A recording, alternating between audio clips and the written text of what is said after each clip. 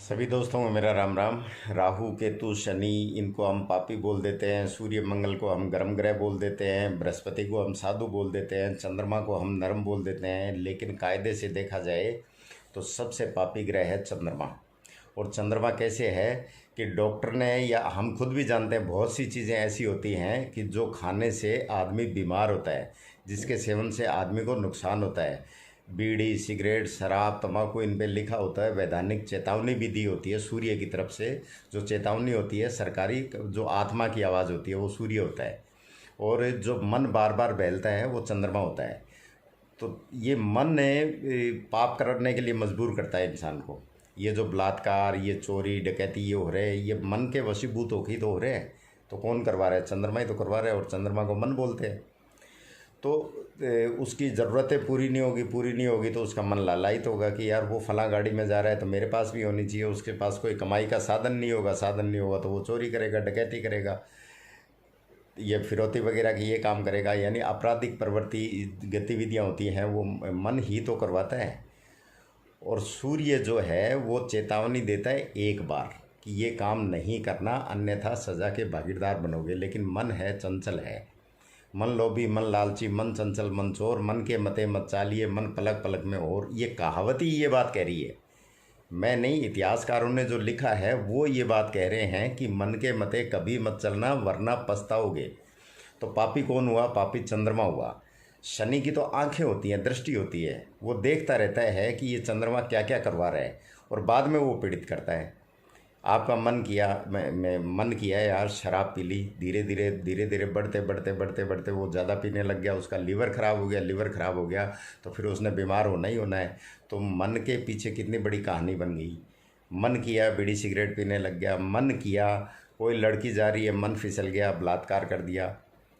तो जुर्म तो हो गया, करवाया किसने? चंद्रमा ने करवाया। सज़ा किसने दी? शनि ने दी। तो शनि तो न्याय का देवता है, उसने तो देनी है।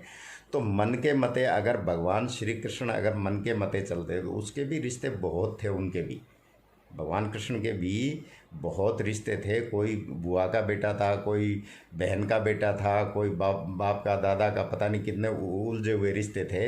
लेकिन मन के अकॉर्डिंग न चल के और न्याय की संगत वो किया, तब जाके महाभारत हुई और पापियों का नाश हुआ। तो हमेशा यहाँ अगर हम देखें, कायदे से देखें, तो ये जो चंद्रमा है ये सबसे पापी है। और विल पावर, जिसका चंद्रमा कमज़ोर होता है उसकी विल पावर कमज़ोर होती है। इच्छा शक्ति हम जिसे बोलते हैं। और इच्छा शक्ति जिसकी मजबूत होती है, पहले जो साधु सन्यासी, जो ऋषि मुनि हुआ करते थे, वो जंगलों में तपस्या किया करते थे। तो वो क्या करते थे? वो अपने मन को कंट्रोल करते थे। और जब मन कंट्रोल हो जाता है तो क्या होता है? इंद्रियों पे काबू पाना सीख लेता है इंसान। और इंद्रियों पे जब काबू पा लेता है तो फिर उसको कोई भी तकलीफ़ नहीं सता सकती। आपने किसी से मन लगा लिया, बहुत से ऐसे लोग होते हैं कि इसके बिना मैं रह नहीं सकता या इसके बिना मैं रह नहीं सकती। और बाद में जब दूरियां बनती है या किसी कारणवश एक दूसरे से बिछड़ते हैं तो वो व्यतीत होते हैं, तो वो कारण कौन बनता है? वो चंद्रमा ही तो बनता है। तो ये पाप करवाया किसने? ये भी एक तरह से पाप हो गया, व्यथित होना, अंदर से आत्मा को दुख देना। आत्मा कौन है? सूर्य है। उसको हम दुखी कर रहे हैं, जबकि उसने एक बार कहा था कि ये नहीं करना, लेकिन हम चले मन के अकॉर्डिंग। और चंद्रमा के 27 पत्नी यानी 27 नक्षत्र होते हुए भी न ये चंद्रमा बृहस्पति की पत्नी से नाजायज़ संबंध बनाता और न ही ये बुध पैदा होता। और जैसे ही ये बुध पैदा हुआ तो इसने अपने खेल दिखाने शुरू कर दिए, क्योंकि इसका तो काम ही यही है। और इसकी कोई गलती नहीं है इसमें भी चंद्रमा की गलती है। क्यों? क्योंकि चंद्रमा ने ही इसको पैदा किया था। तो सारा द्वेष जो फैलाता है वो चंद्रमा ही फैलाता है।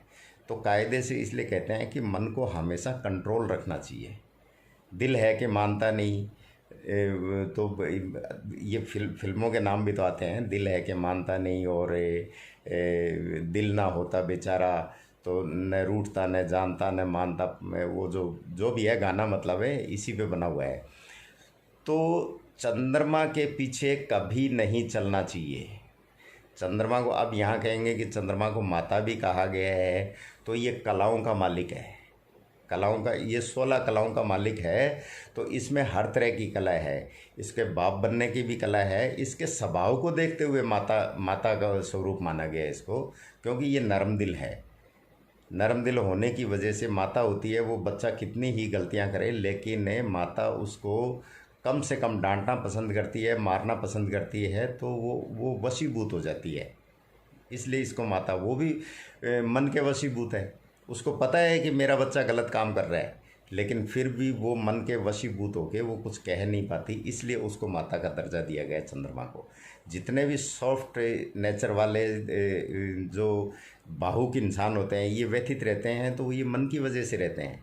इनका मन मानता नहीं है, कोई कितना इनके लिए कुछ बुरा करता रहे, ये फिर उसी में जाके घुस जाते हैं और फिर गालियाँ खा के आ जाते हैं, तो फिर दुखी होते हैं। तो ये कौन कर रहा है? चंद्रमा ही तो कर रहा है। तो कुल मिला के अगर हम रिजल्ट देखें तो चंद्रमा सबसे पापी ग्रह निकल के आता है। अब ग्रंथों में इसको कहीं सौम्य कहीं पापी, तो मेरा तो ये मानना है कि कोई ग्रह अच्छा नहीं होता, कोई बुरा नहीं होता।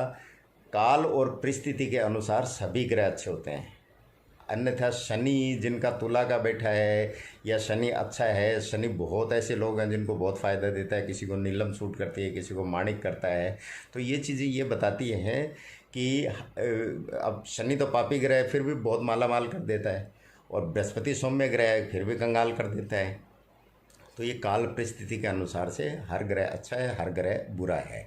हाँ, चंद्रमा के लिए मैं ये ज़रूर कहूँगा कि अगर हम सोचें विचारें तो चंद्रमा जो है वो पाप का कारण बनता है बाद में, चाहे कुछ भी हो। और लाल किताब तो कहती भी है कि चंद्रमा जब पीड़ित होता है, यानी मन जब व्यथित होता है, तो सूर्य खराब हो जाता है। सूर्य खराब होने का मतलब आत्मा मलिन हो जाएगी। मन खराब हुआ तभी तो वो मलिन हुई। और बृहस्पति भी खराब हो जाता है। जब मन आदमी के वश में नहीं है तो उसका विवेक भी उस काम नहीं करता है। वो उल्टा सीधा खा के बीमार भी हो सकता है, उल्टे सीधे कर्म करके वो जेल भी जा सकता है।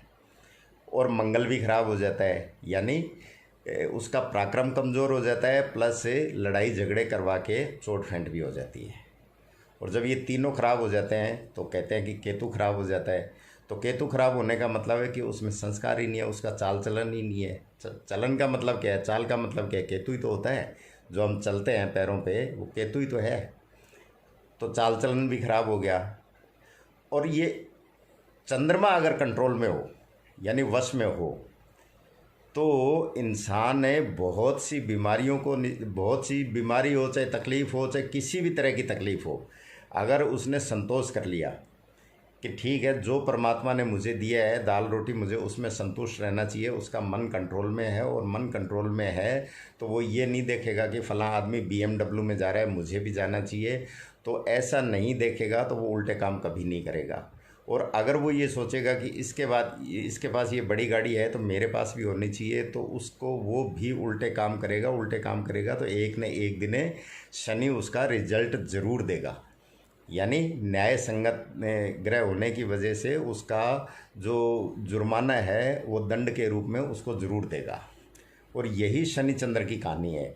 शनि हमेशा चंद्रमा को समझाने की कोशिश करता है, इसके हमेशा पीछे रहता है, क्योंकि ये चंचल है, ये चलायमान है, ये रुकता नहीं है एक जगह। पानी कभी ठहरता है क्या? और रुक गया तो पानी खराब हो गया। तो ये ठहरता नहीं है, ये चंचल है। इसलिए शनि सबसे ज़्यादा अगर पीड़ा किसी को देता है तो वो चंद्रमा को देता है। चंद्रमा को इसलिए देता है कि ये चंद्रमा कुछ न कुछ इससे गलत करवाएगा और मुझे फिर दंड देना है। अन्य ग्रहों के पीछे इतना ज़्यादा नहीं रहता शनि, लेकिन चंद्रमा के पीछे बहुत ज़्यादा रहता है। क्यों? क्योंकि चंद्रमा कुछ न कुछ गलती करे और शनि उसको काबिज करे। बर्फ़ जमती है, फ्रिज में जमाए, चाहे पहाड़ों में देखें, पहाड़ भी शनि है, बर्फ़ भी शनि चंद्र का मेल है। तो जहाँ चंद्रमा होगा वहाँ शनि मिलेगा ही मिलेगा। तो शनि ही वो ग्रह है जो चंद्रमा के द्वारा हमें ठंडक दिलाता है। चंद्रमा अकेला नहीं देता, क्योंकि चंद्रमा की जो रोशनी आती है, जो प्रकाश लेता है चंद्रमा, वो तो सूर्य से लेता है। सूर्य में तो गर्मी है, उसको ठंडा करता है वो शनि करता है। और शनि ही हमें छाया देता है। सूर्य तपाता है तो शनि हमें छाया देता है। और शनि ही है जो अपनी माता के लिए अपने पिता सूर्य से न्याय के लिए लड़ा था। तो चंद्रमा से ज़्यादा शनि को ज़्यादा अच्छा मानना चाहिए। अगर हम राहु केतु और शनि इनको पापी बताएं और चंद्रमा को बिल्कुल सौम्य ग्रह बताएं तो ऐसा भाई मेरे मानने में तो नहीं है। बाकी आप अंदाज़ा लगा सकते हो। क्यों? क्योंकि करवाता तो मन ही है हमारा। या तो मन है वो चंद्रमा नहीं है, या फिर चंद्रमा मन है तो फिर चंद्रमा पापी है। तो आप भी इसका आंकलन करके देखें और कोशिश करें कि चंद्रमा को किसी भी हाल में मजबूत रखें। मजबूत मतलब मन को ठोस रखें। बाकी इसके कोई उपाय नहीं होते हैं। भोलेनाथ के जितना भी ये दूध और जल चढ़ाया जाता है तो एक तरह से वहाँ जो शिवलिंग है पत्थर होता है काला, वो शनि का ही होता है। उस पर दूध चढ़ा चढ़ा के शनि और चंद्र को मिलाया जाता है तो मन भी काबू हो जाता है और वो देना भी शुरू कर देता है। वो देना इसलिए शुरू कर देता है कि चंद्रमा जो है वो शनि के कहने में आ जाता है, या यूँ मान लो कि शनि और चंद्र का जो मेल है वो अच्छा हो जाता है, तो इसलिए वो देना शुरू कर देता है। तो चंद्रमा को हमेशा अच्छा रखें और विल पावर को स्ट्रॉन्ग कर लेंगे तो आपका चंद्रमा हमेशा मजबूत रहेगा। तो आपको पीड़ा का एहसास ही नहीं होगा और चंद्रमा आपका जितना कमज़ोर रहेगा, ये तो लाल किताब भी बताती है। बृहस्पति यहाँ बैठा है या चंद्र 9 बैठा है, बृहस्पति 10 बैठा है, 7 बैठा है, तो इनको प्रोफेशनल होना चाहिए, इनको भावुक नहीं होना चाहिए। चंद्र प्रधान लोग हैं उनके लिए कहते हैं कि भाई ये जितना प्रोफेशनल होंगे उतना जीवन में तरक्की करेंगे, अन्यथा लोग फ़ायदा उठाएंगे, ये कुछ नहीं कर पाएंगे। तो ये सारा खेल किसका है? क्योंकि मन के वशीभूत होके वो इंसान बार बार गलतियां करता है और बार बार दंड का भागीदार होता है।